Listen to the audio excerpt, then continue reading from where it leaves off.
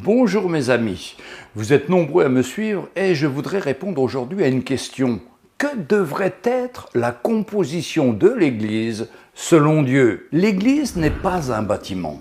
Seuls les chrétiens nés de nouveau sont les membres de l'Église. Tous ceux qui s'appellent chrétiens ne sont pas forcément nés de l'Esprit de Dieu et n'ont pas tous vécu la nouvelle naissance. Le facteur déterminant, c'est notre appartenance à Dieu à travers cette nouvelle naissance où nous avons été pardonnés de nos péchés et aussi accepter le Seigneur Jésus comme Seigneur et Sauveur. Cela s'appelle être né de nouveau. Quand les différents apôtres écrivaient les épîtres aux différentes églises, Corinthe, Éphèse, Rome, etc., ils s'adressaient aux saints, c'est-à-dire aux chrétiens nés de nouveau. Ces chrétiens étaient des simples membres, des diacres, des diaconesses et aussi des anciens de l'Église. Il faut bien comprendre que l'Église sont ceux qui sont nés de nouveau, ainsi qu'à ceux qui s'ajouteront par la suite, qui seront passés par cette nouvelle naissance et qui seront sauvés. Dans l'Ancien Testament, c'était dans le temple de Salomon que le peuple d'Israël rencontrait Dieu. Aujourd'hui, grâce au sacrifice de notre Seigneur Jésus-Christ, nous pouvons tous le rencontrer de manière personnelle et partout où nous l'invoquons. Ce n'est plus lié à un lieu. Deuxièmement, à qui appartient l'Église? Nous avons coutume de dire « mon Église »,« ton Église »,« son Église ». Et les pasteurs aussi ont pris cette habitude. Mais c'est à Christ qu'appartient l'Église. C'est lui qui a donné sa vie pour elle. Il en est le propriétaire. Il l'a payé par son sang versé à la croix du Calvaire. Dans l'évangile de Matthieu, au chapitre 16, verset 18, Jésus dit à Pierre « Je bâtirai mon Église ». C'est très clair, l'Église appartient à Jésus. Dans l'évangile de Jean, au chapitre 10, verset 14, le Seigneur dit « Je suis le bon berger, je connais mes brebis et elles me connaissent ».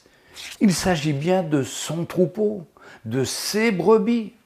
On comprend bien que Jésus veut bâtir son Église en se servant des hommes. Le Seigneur a un plan bien défini pour cette construction et le modèle existe. On ne peut rien inventer de plus. On ne peut pas non plus avoir une autre révélation que celle qui était écrite dans la parole de Dieu. Dans le travail du bâtiment, si les constructeurs ne respectent pas les directives de l'architecte, la construction finale ne ressemblera pas à ce qui était prévu et dessiné. Et cela va finir en catastrophe. Jésus est l'architecte. Il n'a pas besoin de conseil des hommes pour construire cet édifice spirituel.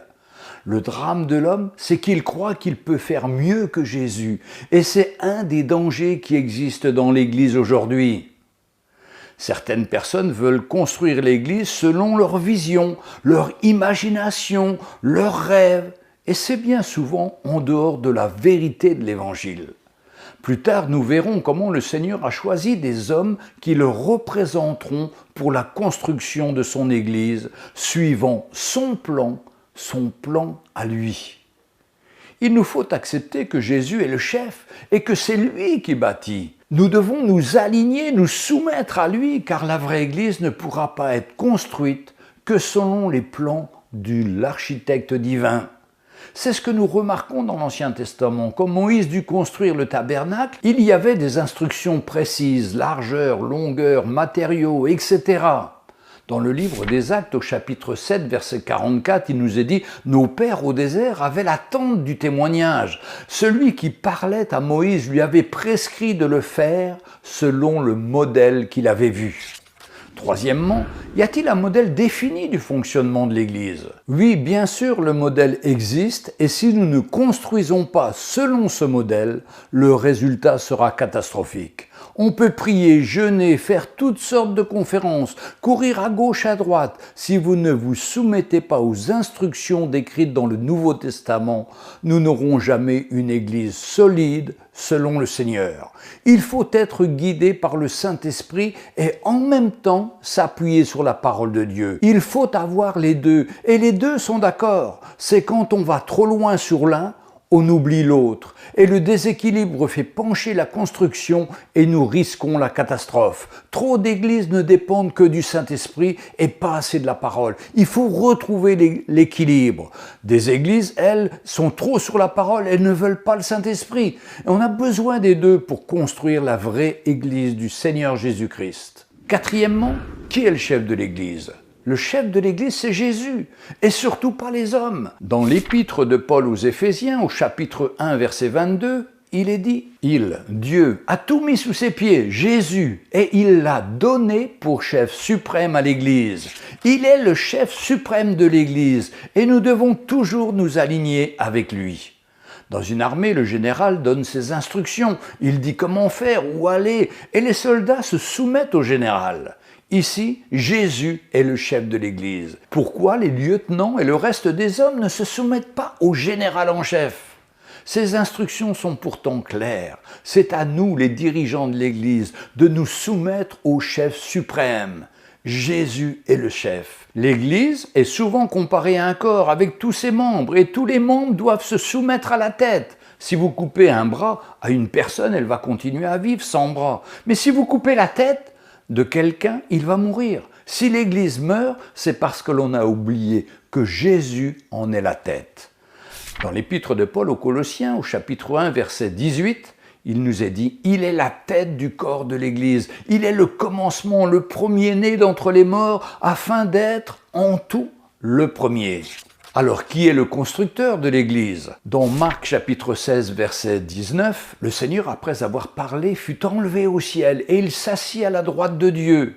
Jésus est maintenant assis à la droite du Père. Il a annoncé son départ à ses disciples ainsi que son retour. Alors, comment va se faire cette construction si Jésus est assis à la droite du Père? La réponse est dans l'évangile de Jean, chapitre 14 et au verset 16. « Et moi je prierai le Père, et il vous donnera un autre consolateur, afin qu'il demeure éternellement avec vous, l'Esprit de vérité, que le monde ne peut recevoir, parce qu'il ne le voit point et ne le connaît point.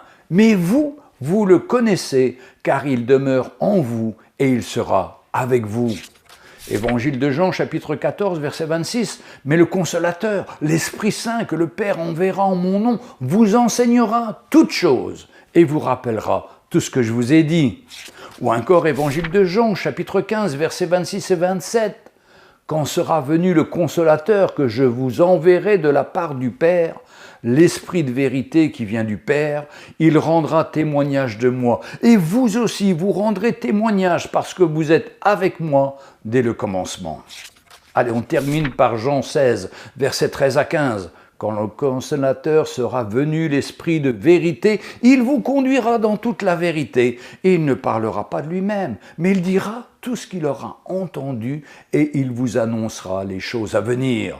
Il me glorifiera parce qu'il prendra ce qui est à moi et vous l'annoncera.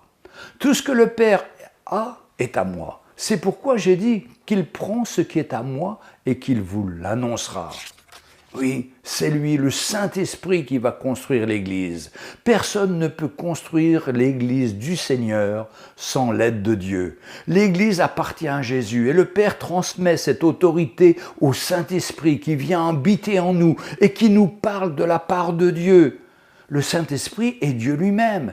Il est là pour nous instruire et nous guider. C'est lui qui nous révélera dans la parole de Dieu comment construire cette véritable Église de Jésus-Christ. Alors, de quelle manière? Le prophète Zacharie, au chapitre 4, verset 6, écrit « Ce n'est ni par la puissance, ni par la force, mais c'est par mon esprit, dit l'Éternel des armées. » Nous ne pouvons pas construire l'Église aujourd'hui sans avoir la révélation de l'Esprit de Dieu. La question n'est pas de lire la parole et d'essayer de mettre en pratique, mais plutôt d'avoir une véritable révélation. C'est quelque chose que nous avons besoin de découvrir pour permettre à l'Esprit de Dieu de nous conduire. Nous sommes tous des co-ouvriers et l'Esprit de Dieu habite en nous. C'est là l'assurance que nous avons. C'est le témoignage du Saint-Esprit dans nos cœurs qui nous permet de servir le Seigneur et d'être à l'œuvre. Sixième point, nous sommes membres d'un seul corps. L'apôtre Paul écrit dans sa première épître de 1 Corinthiens chapitre 12 et au verset 12 et 13, « Car comme le corps est un et a plusieurs membres, et comme tous les membres du corps, malgré leur nombre, ne forment qu'un seul corps, ainsi en est-il de Christ. Nous avons tous en effet été baptisés dans un seul esprit pour former un seul corps, soit juif, soit grec, soit esclave, soit libre. Et nous avons tous été abreuvés d'un seul esprit. L'apôtre Paul compare le corps humain à l'Église. Le corps est un. Tous les frères et sœurs nés de nouveau font partie de ce corps. Il y a un seul Seigneur, une seule foi, un seul baptême, un seul Dieu et Père de tous. Quand nous venons à Christ, nous devenons un avec Jésus et nous avons quelque chose de commun qui nous attire les uns les autres et nous permet de nous reconnaître. Par exemple, si nous rencontrons des chrétiens d'autres pays ne parlant même pas la même langue, nous nous reconnaissons rapidement et ressentons notre unité grâce à l'œuvre de Christ accomplie à la croix. Nous ressentons que nous appartenons au même corps et cela nous donne cette impression de nous connaître depuis toujours. Puis la suite du passage de 1 Corinthiens chapitre 12 de 14 à 27, ainsi le corps n'est pas un seul membre, mais il est formé de plusieurs membres. Si le pied disait « parce que je ne suis pas une main, je ne suis pas du corps », ne serait-il pas du corps pour cela ? Et si l'oreille disait « parce que je ne suis pas un œil, je ne suis pas du corps », ne serait-elle pas du corps pour cela ? Si tout le corps était œil, où serait l'ouïe ? S'il était tout ouïe, où serait l'odorat ? Maintenant, Dieu a placé chacun des membres dans le corps comme il a voulu. Si tous étaient un seul membre, où serait le corps ? Maintenant, il y a plusieurs membres et un seul corps. L'œil ne peut pas dire à la main « je n'ai pas besoin de toi », ni à la tête dire aux pieds « je n'ai pas besoin de vous ». Mais bien plutôt les membres du corps qui paraissent être les plus faibles sont nécessaires. Et ceux que nous estimons être les moins honorables du corps, nous les entourons d'un plus grand honneur. Ainsi, nos membres les moins honnêtes reçoivent le plus d'honneur, tandis que ceux qui sont honnêtes n'en ont pas besoin. Dieu a disposé le corps de manière à donner plus d'honneur à ce qui en manquait, afin qu'il n'y ait pas de division dans le corps, mais que les membres aient également soin les uns des autres. Et si un membre souffre, tous les membres souffrent avec lui. Si un membre est honoré, tous les membres se réjouissent avec lui. Vous êtes le corps de Christ et vous êtes ses membres, chacun pour sa part. Tous les membres sont importants et doivent trouver leur place. Nous réalisons que nous avons besoin les uns des autres. On ne peut pas ignorer un frère ou une sœur qui sont nés de nouveau par l'Esprit de Dieu et qui fait partie de ce même corps qui est Christ. Nous sommes tous appelés à être fonctionnels dans ce corps. Chacun a une place, car nous avons tous un don particulier.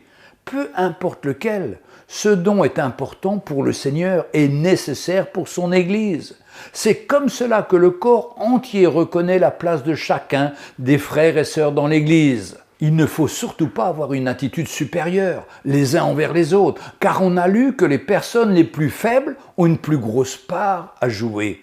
Ainsi, ne négligeons pas la part de chacun des frères et sœurs dans la construction de l'Église de Jésus-Christ et respectons-nous les uns les autres, faisons en sorte que chacun trouve sa place et que chaque membre puisse apporter sa part dans le corps. L'unité des chrétiens, c'est le but du Seigneur. La prière de Jésus dans l'évangile de Jean, chapitre 17, verset 11. « Je ne suis plus dans le monde, et ils sont dans le monde, et je vais à toi. Père Saint, garde en ton nom ceux que tu m'as donnés, afin qu'ils soient un comme nous. » Ou dans l'évangile de Jean, chapitre 17, verset 20, « Ce n'est pas pour eux seulement que je prie, mais encore pour ceux qui croiront en moi par leur parole, afin que tous soient un comme toi, Père, tu es en moi et comme je suis en toi, afin qu'eux aussi soient un en nous, pour que le monde croie que tu m'as envoyé. Je leur ai donné la gloire que tu m'as donnée, afin qu'ils soient un comme nous sommes un. Moi en eux et toi en moi, afin qu'ils soient parfaitement un, et que le monde connaisse que tu m'as envoyé et que tu les as aimés comme tu m'as aimé. » L'unité entre les chrétiens, c'est vraiment le cœur du Seigneur. Tous les chrétiens nés de nouveau forment le corps de Christ et nous sommes un par et dans l'Esprit. Si aujourd'hui nous ne marchons plus dans l'unité, c'est pour plusieurs raisons. D'abord pour des raisons de doctrine, mais aussi pour notre difficulté à pardonner et à aimer comme Christ nous le demande. Certains pasteurs n'arrivent même pas à s'asseoir autour d'une table avec les frères et sœurs. Et pourtant, ils sont un dans le Seigneur. Ils n'arrivent pas à marcher dans l'unité. C'est bien triste, mes frères et sœurs. Mais c'est l'état de l'Église aujourd'hui. Quoi qu'il en soit, le fait demeure. Nous sommes le corps. Et ce corps doit fonctionner avec tous ses membres, suivant les dons attribués à chacun. Conclusion, pour que chacun puisse être à sa place, il faut bien comprendre que l'Église n'est pas un bâtiment, mais qu'elle est composée d'hommes et de femmes nés de nouveau qui appartiennent à Jésus. Cette Église doit être bâtie selon le modèle que Jésus nous a laissé dans le Nouveau Testament. Nous devons laisser Jésus être le chef de son Église. Jésus est la tête de son corps. Il tient tout. Et si l'on sort de son plan et de ses instructions, on va construire à l'envers et nous allons avoir de gros problèmes. Jésus est le seul architecte. Il doit le rester. Le constructeur est le Saint-Esprit. Il nous révèle le plan de Dieu et notre place à chacun. Nous, son peuple, nous sommes un corps et nous devons fonctionner dans l'unité, dans l'humilité, dans l'amour et le respect de chacun des membres de ce corps. La semaine prochaine, nous parlerons des différentes fonctions du corps de Christ. Je vous remercie de m'avoir écouté. Je vous rappelle, mettez un pouce en l'air si vous avez aimé cette vidéo. Abonnez-vous si ce n'a pas encore été fait. Faites des commentaires et posez des questions. Nous essayerons d'y répondre à travers de prochaines vidéos. À bientôt donc.